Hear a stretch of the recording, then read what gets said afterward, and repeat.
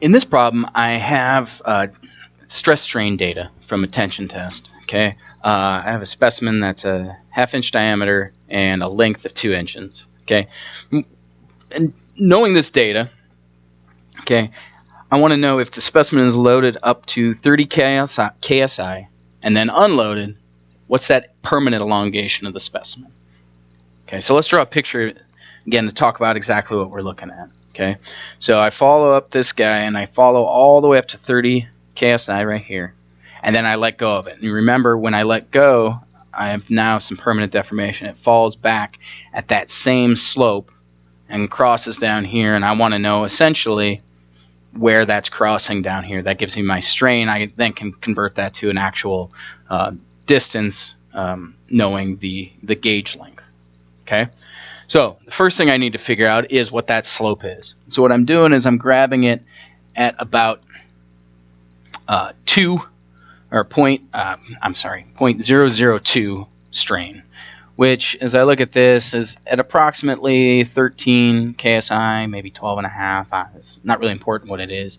Okay, but in general, that's the slope of the line, right? The rise of 13, the run of 0.002. That gives me a modulus of elasticity of 6.5 times 10 to the third KSI. So that's the slope of the line. That's modulus elasticity of the line.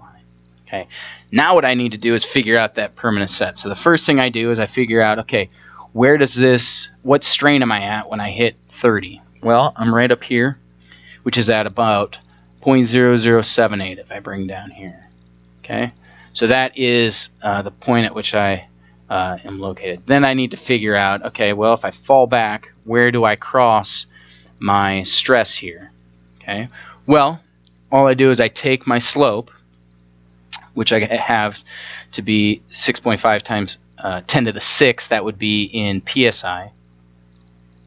Okay.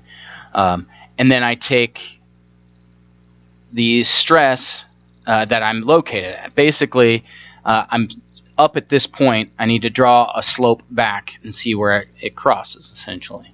Okay.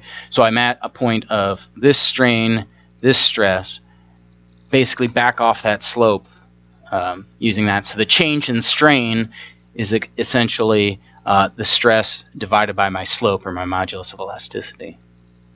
Okay, which means this thing crosses back at 0.00318 for a strain.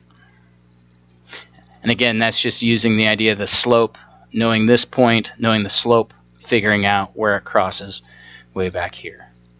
Once I have that, then I can just multiply that times the gauge length to figure out how much set I actually have here. Okay, so just taking that strain times 2 inches, you can see that my permanent elongation is 0.00637 inches.